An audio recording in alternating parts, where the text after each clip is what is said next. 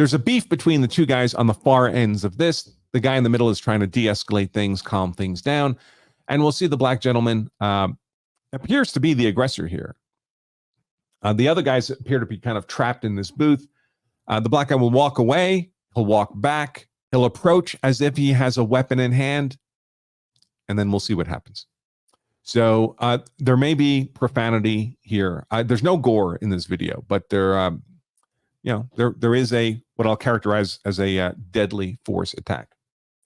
All right. And here we go with the video. Whoop. That's true. Just relax, bro. Nobody's saying you're trying to do something. Just chill out. You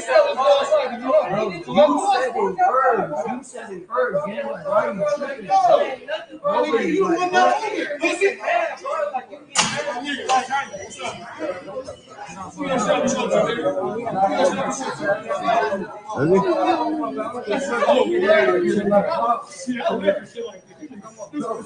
Watch out. Hey, come here.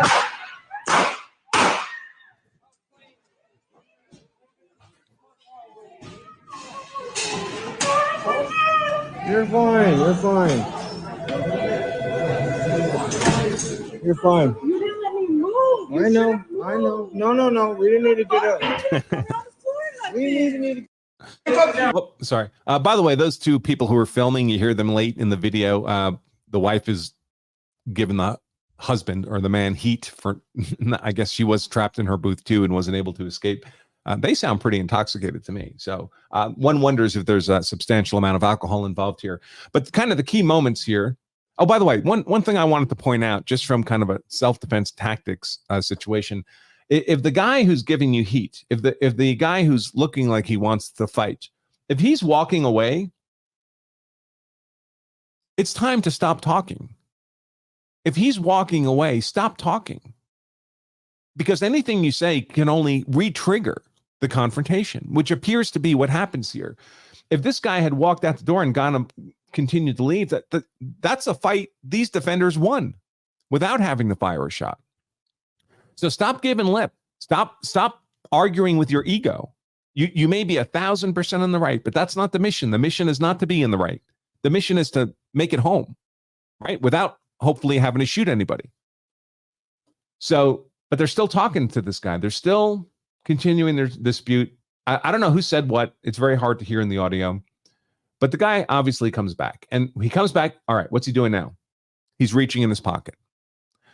Now, is reaching in your pocket inherently threatening? By itself. If there had not been a dispute, you see someone reach in their pocket? No, then maybe they're reaching for their cell phone, right? Up to now, there's largely been just words spoken. Now, there was some kind of physical aggression in terms of body posture, but the dude's been walking out the door now. He's not a threat if he's walking out the door, if he's departing the fight. In fact, arguably, he's regained innocence, even if he was the initial aggressor. But now he's turned back and he's got his hand in his pocket. The combination of the previous posturing confrontation and his reaching in the pocket and returning back, is that consistent with a reasonable perception of a threat? Maybe, right? It's getting there. Is it something that should bump your color codes from yellow to orange? For sure. I mean, given the prior confrontation, you should already be in orange until you know this guy's gone. But folks, anytime someone leaves the confrontation and comes back, they're not coming back to say they're sorry. They're coming back to fight. If they've gone out of sight, like they've gone into their vehicle and they come back, or they go into their home and come back, they left to get a weapon. And they're coming back with the weapon. So be aware of that. So this guy reaches in his pocket. He comes back. Hand in pocket. Hand comes out. Is there anything in the hand? I actually don't see anything in the hand. So there could be a weapon. Let's see. We go frame by frame. And now he's clearly, right, the physical aggressor. He's pushing through Mr. Pink, who's acting as a barrier between these two guys. He's moving his hand as if he's trying to get it at, I mean, that looks like a stabbing gesture right there. This guy is pulling back like he's afraid he's going to get stabbed. of course, the gentleman in black, maybe his vision of what's happening is obscured, so he has to make reasonable inferences from what he could see, and he certainly could see this.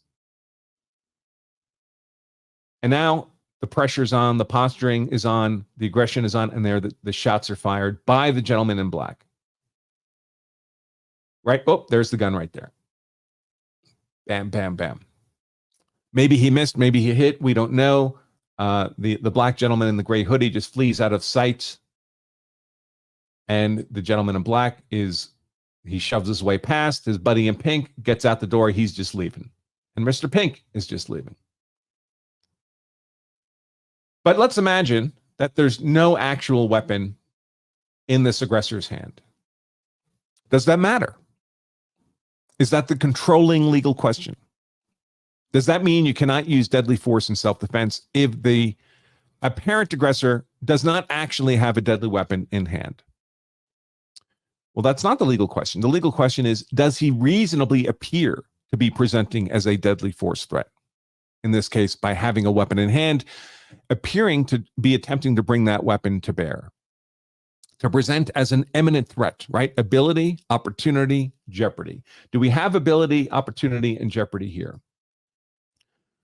Well, when the hand goes into the pocket, I mean, there's always some ability, right? We all have fists. Ability, opportunity, jeopardy is how you evaluate whether or not a threat has become an imminent threat. Imminence being one of the 5 elements of self-defense. Has this guy become an imminent threat? Has he reasonably appeared to become an imminent threat? Well, we always have some ability. The question is, how much ability? Do we have deadly force ability? And the hand in the pocket, in the totality of the circumstances, certainly suggests retrieval of a weapon, which would be deadly force ability. Does he have opportunity? Let's pretend it's a knife. Does he have an opportunity to bring the knife to bear from this doorway?